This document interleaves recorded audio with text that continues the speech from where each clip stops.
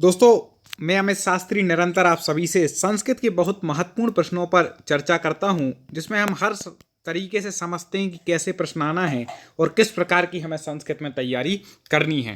तो चलिए आज के प्रश्नों पर चर्चा करें। इसकी पीडीएफ कैसे मिलेगी आगे वो भी हम बता रहे हैं, लेकिन पहले हम शुरुआत कर लेते हैं। समय कम और पढ़ाई ज़्यादा होनी चाहिए। तो देखें, अहोरात्रा में समास है। संधि और समास दोनों चैप्टर मैंने ट्रिक के साथ पढ़ाए हैं, इसलिए गलती नहीं करना, अच्छे से बताना है। तो अहोरात्रा में आपको बता दें कि कौन सा समास हो जाएगा, आप भी कमेंट करते जाएं। तो अहोरात्रा में हो जाएगा द्वंद्व समास, क्योंकि अह दिन और रात, इसका अर्थ क्या होता है, दिन और रात। तो ये क्या हो रहा है, आपस में द्वंद्व हो रहा है, दो चीजें हों। ठीक है, देखें एक और देखें, अगला है द्वादश में समास है। द्वादश का विग्रह कर दो तो द्वा प्लस 10, द्वादश मतलब होता है 12, ठीक है ना। तो द्वा प्लस 10। अब इसमें लोग कंफ्यूज होंगे, इसमें लोग क्या करके आएंगे, दिगु समास लगा देंगे। नहीं भाई, यहां पर दिगु नहीं है। मैंने माना कि संख्यावाची दिगु होता है, द्वा बड़ा होना चाहिए, संख्यावाची दिगु होता है, लेकिन यहां पर जो विग्रह कर रहे थे द्वा प्लस 10, दिगु में समाहार अर्थ चाहिए है, यहां पर कोई समाहार अर्थ नहीं निकल रहा है। ठीक है ना, दिगु में कब होता है, प्रथम पद संख्यावाची समाहार अर्थ निकले कि समूह। ठीक है ना, जैसे कहा पंचवटी, तो पंचानाम बटानाम समाहारा, 5 बटियों का समूह, तो ऐसे। लेकिन यहां पर वो नहीं है, यहां पर गिनती वाला है। तो 2 प्लस 10 में क्या हो जाएगा, द्वंद्व समास हो जाएगा। दोस्तों आगे हम बढ़ जाएं उससे पूर्व आपको बता दें कि टॉप 50 स्टडी यूट्यूब चैनल के माध्यम से हम आपकी पूरी तैयारी क्रम से करा रहे हैं। सब्सक्राइब करके आप तुरंत जुड़ जाएं, बिल्कुल क्लिक कर दें। और जिनको जानकारी नहीं मिल पा रही है, वीडियो डल जाते हैं, कई लोग बोलते सर मेरा ये छूट गया, तो आप बेल आइकन दबाने के पश्चात ऑल नोटिफिकेशन ऑन भी कर लें। और जिसने हमारे ऐप को डाउनलोड कर लिया उन्हें तो फ्री पीडीएफ इसकी मिल ही रही है। ठीक है ना, मैं क्रम से अपलोड करता जाता हूँ, फ्री पीडीएफ है, बहुत सारे वहाँ पर वीडियो भी हैं और टेस्ट भी हमारे आने वाले हैं जो आप ऐप पर दे पाएंगे। इसलिए जिसने डाउनलोड ना किया हो, डिस्क्रिप्शन में मैं लिंक दे रहा हूँ, आप हमारे ऐप टॉप 50 स्टडी को डाउनलोड कर लें और उसको किए रहें। जो जो अपडेट होंगे तो आप डेली देखते जाएँ। आगे देखते हैं। और चैनल को जो सब्सक्राइब किए हैं उनकी बहुत सी मैंने तैयारी करा दी है अपने सब्सक्राइबरों की, कुछ और बची है वो मैं कंप्लीट करा दूंगा। पितरऊ में समास है, समास होना चाहिए, समास लिख गया। पितरऊ, पितरऊ का जो समास एक क्रम से चल रहे हैं। कई लोग बोले सर समास ही समास के इसमें क्वेश्चन नहीं, क्रम से पढ़ रहे हैं। हमने क्वेश्चन 1 से शुरुआत की थी और इसके पहले हम इसके आगे का पार्ट हमने पढ़ा दिया था, बीच में क्वेश्चन छोड़ गए थे। एक पार्ट 300 क्वेश्चन का ही था हमारा, ठीक है ना। तो ये आज उसका अंतिम वीडियो है। तो आप समझ लें कि पितरऊ में समास है, इसमें आगे हर सब्जेक्ट के प्रश्न आएंगे।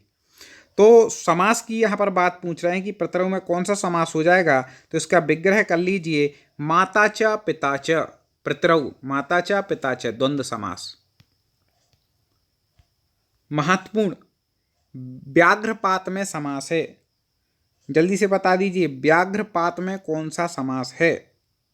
ठीक है, तो व्याघ्र का पात मतलब व्याघ्रपात में जो यहाँ पर समास होगा जाएगा वह होगा बहुब्रीहि, क्योंकि यह तीसरा अर्थ निकल रहा है। ठीक है ना, व्याघ्र मतलब होता है सिंह।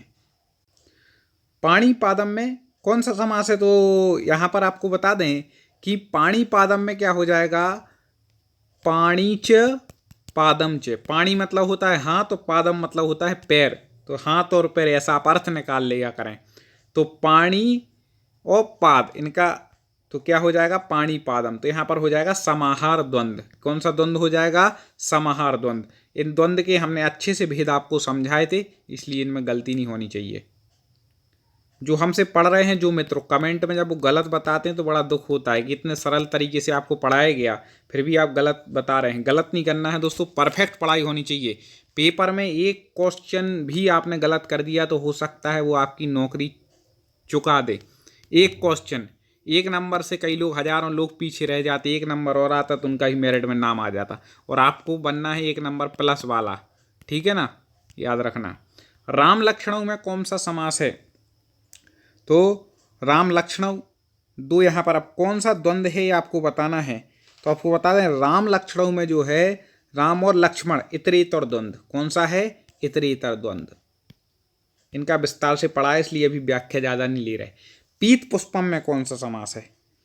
अब देखो पीत पुष्पम पीत मतलब क्या होता है? पीला। पीत मतलब पीला और पुष्पम मतलब पुष्प, पीला पुष्प। तो यहाँ पर पीत क्या हो गया? विशेषण, और पुष्प क्या हो गया? विशेष। तो जहाँ पर विशेषण विशेष भाव आए वहाँ कौन सा समास होता है? कर्मधारय समास होता है। पीत मतलब पीला, पुष्पम, इस प्रकार से नील कमल आता ना। उभय पद प्रधान कौन सा समास है? 6 की ही हमने बिल्कुल ट्रिक बता दी थी कौन सा किस पद में प्रधान है। तो उभय पद जो प्रधान समास होता है जिसमें दोनों, उभय मतलब होता है दोनों, दोनों पद जिसमें प्रधान होते हैं वो कहलाता द्वंद्व। जैसे माता च पिता च, माता की प्रधानता है और पिता की भी, पितरऊ बन जाता है जो। आगे दोस्तों, पूरा वीडियो देखने के बाद ऐप जरूर डाउनलोड कर लेना, डिस्क्रिप्शन में लिंक दी है। साथ ही साथ टेलीग्राम चैनल से भी आप जुड़ जाना, तो सारी PDF आपको मिलती रहेंगी। वीडियो के भी जो लाइव क्लास होगी उसके भी आपको नोटिफिकेशन वहाँ पर पहुँच जाएगा। और चैनल से तो सब्सक्राइब कर लिया तो कोई चिंता ही नहीं, सारी सूचनाएँ, सारी पढ़ाई सभी सब्जेक्ट की आपको मिलती रहेगी।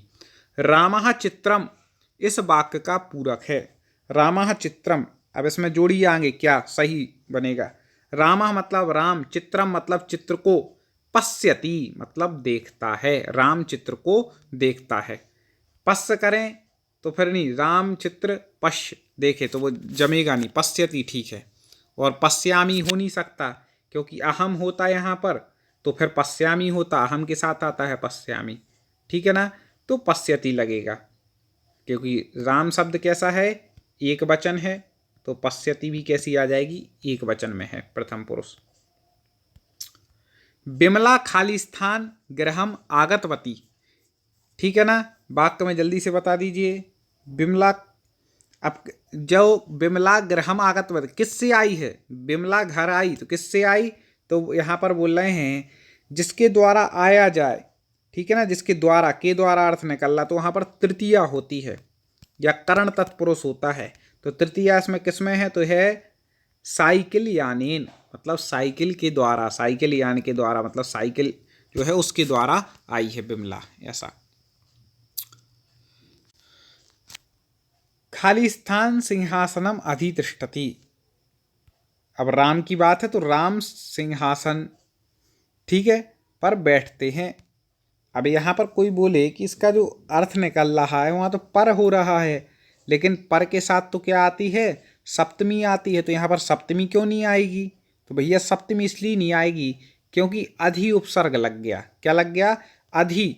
और इसके साथ यदि अधि उपसर्ग लग जाए तिष्ठ अर्थ में, बैठने के अर्थ में, जाने के अर्थ में, तो फिर यहाँ पर द्वितीय आती है। इसलिए सिंहासनम अधितिष्ठति, यहाँ पर क्या आई है? द्वितीय आ गई है, ठीक है ना।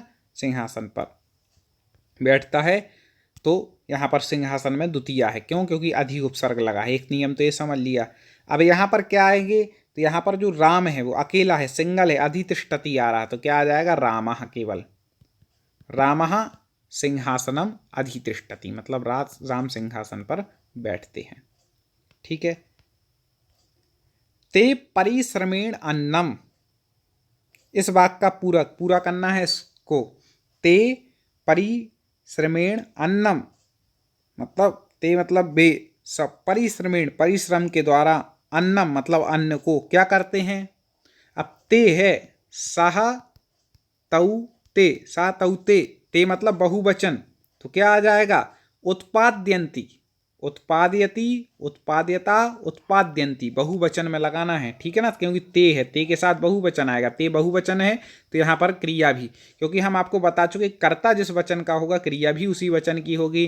कर्ता बहुवचन का है तो क्रिया यहाँ पर क्या होगी? बहुवचन हो जाएगी, ठीक है। प्रश्न पसंद आ रहे हो तुरंत एक बार लाइक पर क्लिक कर दें। लाइक और कमेंट करना आपका काम है, बाकी मैं तो प्रतिदिन ऐसे प्रश्न ला ही रहा हूँ। पेपर के पहले आपकी हम अच्छी मजबूत तैयारी करा देंगे।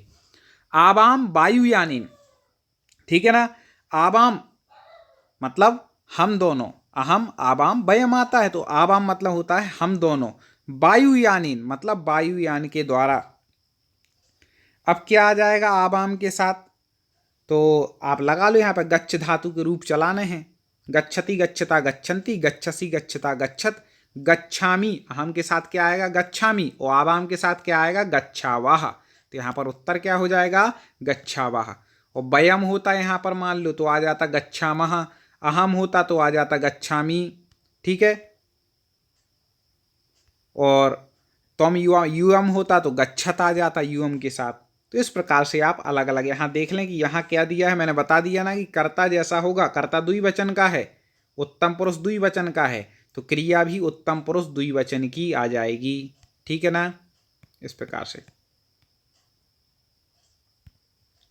छात्रा खाली स्थान सह विद्यालयम गच्छति सॉरी। तो छात्रा खाली स्थान सह विद्यालयम गच्छति मतलब छात्र किसके साथ विद्यालय जाता है। ठीक है ना, तो यहाँ पर क्या हो जाएगा, छात्रः, ठीक है, छात्रः किसके साथ, छात्रेण सह, छात्र अन्य छात्रों के द्वारा के साथ विद्यालय जाता है। ठीक है ना, क्योंकि सह के योग में तृतीया विभक्ति आती है। सह, साकम, सार्धम, इन तीनों का अर्थ निकलता है साथ, और इनकी योग में जो विभक्ति होती है वो कौन सी होती है, तृतीया होती है। तो छात्रेण में क्या है, तृतीया है। इस प्रकार से तृतीया लगा देंगे। गम धातु, गम का अर्थ जाने के अर्थ में, लोट लकार आज्ञार्थक होता है, जो प्रथम पुरुष द्विवचन का रूप होगा। ठीक है ना, तो लोट लकार के जो रूप चलते हैं, मैंने शब्द रूप और धातु रूप दोनों बिल्कुल ट्रिक से पढ़ा है, इसलिए गलती नहीं चाहूंगा। तो आपको बता दूं कि कैसे चलेंगे। गम धातु में चलेंगे गच्छतु,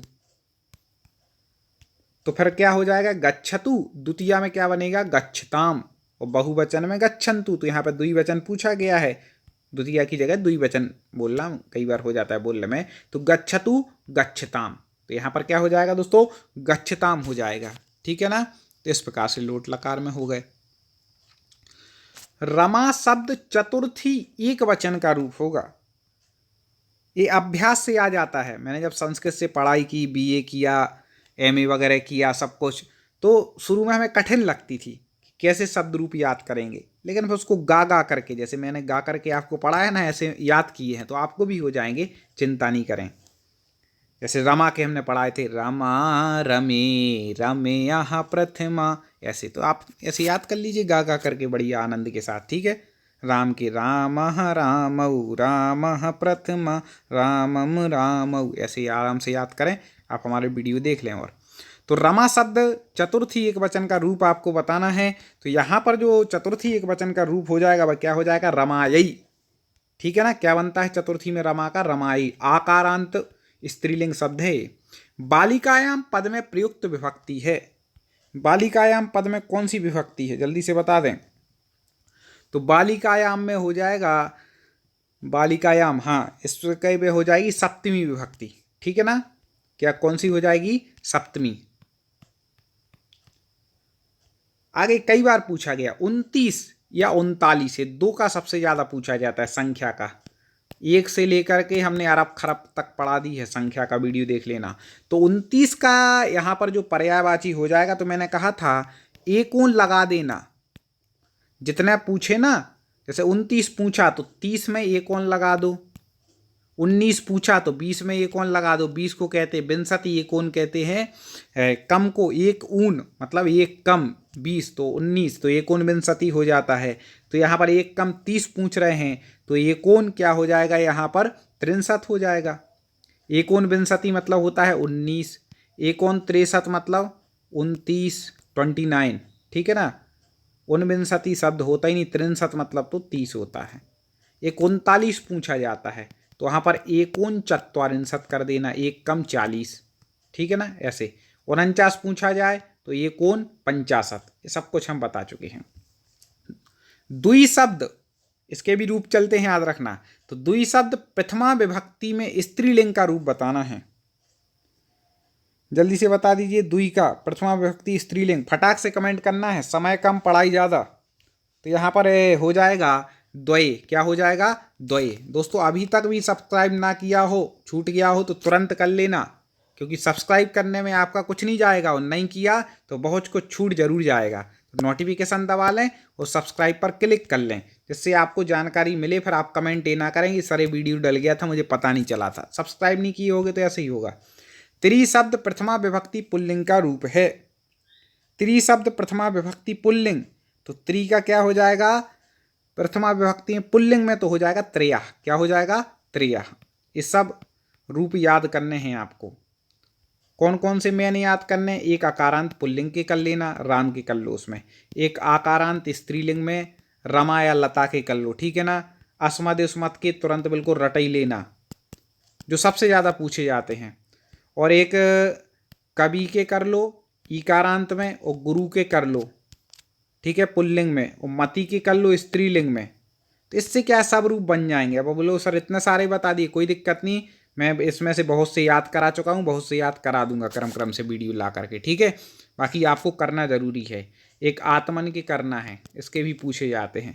तो ये मुख्य आप कर लेंगे तो आपका काम बन जाएगा। चतुर शब्द नपुंसकलिंग प्रथमा विभक्ति का रूप है। चतुर शब्द नपुंसकलिंग के रूप चलाना है, और यहाँ पर प्रथमा विभक्ति का रूप यहाँ पर बताना है। तो यहाँ पर क्या हो जाएगा? चतुर का चत्वारी, ठीक है ना, चत्वारी, चार वाला चत्वारी। हरि शब्द तृतीया विभक्ति एक वचन का रूप। हरि में तृतीया विभक्ति एक वचन क्रम से हमारे हैं, ठीक है ना। प्रश्न इसकी पीडीएफ हम बता चुके, ऐप पर मिलेगी। हाँ, तो हरि शब्द तृतीया विभक्ति एक वचन, तो क्या हो जाएगा? तृतीया में बनता है हरिणा, ठीक है ना, हरिणा बनता है, ईकारांत पुल्लिंग है। शुद्ध वाक्य है, शुद्ध वाक्य का पहचानना है तो क्रिया के अनुसार ही कर्ता का वचन करना है यहाँ पर, ठीक है ना। यहाँ पर दिया है तेन भूयेते, तेन भूयन्ते, या तेन भयते, या तेन भवति। क्या हो जाएगा? तो यहाँ पर हो जाएगा तेन भयते, तेन भयते। आत्मने पद के भी आप रूप याद कर लेना, मैंने परस्मयी पद तो बता दिया, आत्मने पद के भी जरूरी हैं, तब ये बनेंगे, नहीं तो गड़बड़। शुद्ध वाक्य है, शुद्ध वाक्य को पहचानना है। अब देखो सबसे पहले लिखा है अहम। अहम के साथ क्या आता है? अति नहीं आएगा, ठीक है ना, अति नहीं आता है अहम के साथ। अहम के साथ क्या आता है? आमी। पठ धातु में आमी से पठामी, लिख धातु से आमी में लिखामी, तो ये अहम के साथ, अहम पठामी, अहम लिखामी। ये अति में कन्फ्यूज हो रही हो तो पठ धातु के रूप चला लो इसमें, तो पठामी आना चाहिए, आमी आना चाहिए, ठीक है ना। त्वम के साम पठसी आता है, तो असी आना चाहिए। त्वम के साथ अति की जगह क्या आ जाएगा? असी। इसके भी रूप चलाएं तो असी आएगा। तऊ के साथ सहा तऊते, ठीक है, तऊ द्विवचन का है, ठीक है ना, तो भी अति नहीं आएगा, अति अत्तः आ सकता था, ठीक है ना। सहा अत्ति ये सही है, सहा अत्ति, सहा पठती, तो अत्ति इस प्रकार से यहाँ पर लगा सकते हैं। सहा अत्ति बिल्कुल सही उत्तर हो जाएगा, ये शुद्ध है। और देखें शुद्ध वाक्य है, अब मैंने बता चुका हूं कि जिस वचन की जो है ना यहाँ पर एक प्रकार से कर्ता होगा, उसी वचन का क्रिया होगा, ये याद आपको आ गया है, ठीक है ना। तो अब आप देख लीजिए आवाम, अहम आवाम, ठीक है ना, आवाम। पठामी पठावा, सही आ रहा है। अहम पठावा नहीं आएगा, अहम पठामी होना चाहिए। अहम के साथ क्या होना चाहिए? पठामी, ठीक है ना। वयम पठामा होना चाहिए, और वयम पठामी नहीं होता, वयम पठामाह होता है, याद रखना, ठीक है ना। पठामी अहम के साथ, पठामाह किसके साथ? वयम के साथ, पठावाह आवाम के साथ। तो क्या है यहाँ पर क्या हो जाएगा? आवाम पठावाह, ठीक है ना। इस प्रकार से इसका ये उत्तर ठीक हो जाएगा। शुद्ध वाक्य है, और देख लें बहुत अच्छे तरीके से, देखें धीरे धीरे अभ्यास करते करते करते हैं ना, कहते हैं ना करत करत अभ्यास की जड़मति हो सो जानते। इन प्रश्नों का आप अभ्यास करें। अब देखें शुद्ध वाक्य यहाँ पर पहचानना है। तीन, अब तीन भाई जो है ना वो आत्मनेपद पद में लिया गया है, और यहाँ पर जो गच्छति दे दिया वो परस्मयी पद का दे दिया, तो यहाँ पर गड़बड़ हो जाएगी। तीन गम्यते ये सही है, तीन गम्यते सही हो जाएगा। तो अब कोई देखने की और जरूरत नहीं, सब में तीन ही दिया है क्योंकि। अशुद्ध वाक्य पहचानिए, ठीक है ना, ऊपर वाले कंफ्यूज नहीं होगा, शुद्ध ही पहचानना था ना। हाँ बिल्कुल सही, कई बार हो जाता है पेपर में भी आप लोग गलती कराते, पहचानना था शुद्ध करके आ जाती अशुद्ध, तो अपन को ये गलती नहीं करनी है, इसका भी ध्यान रखना है। तो अब अशुद्ध वाक्य इसमें पहचानना है, तो पहला है तेन भूयते, सही है, ठीक है ना, तेन भूयते। मया भूयते ये भी सही है, क्योंकि एक वचन में है, ए भी एक वचन में है, ए भी एक वचन, तो ए भी एक वचन। अब तेन भूयेते, नहीं भूयेते नहीं होना चाहिए, भूयते होना चाहिए, ठीक है ना, क्योंकि एक वचन है तो द्विवचन कैसे आ जाएगा, इसलिए ये वाला शुद्ध है। त्वया भयते सही है, इस प्रकार से सी यहाँ पर हो जाएगा अशुद्ध। सा हससी का कर्मवाच्य प्रयोग होगा। संस्कृत में 3 वाच्य हैं, कर्तृवाच्य कर्ता की प्रधानता, कर्मवाच्य कर्म की प्रधानता और भाववाच्य न कर्ता की न कर्म की। तो इस प्रकार से यहाँ पर बता दिए सा हससी का कर्मवाच्य होगा।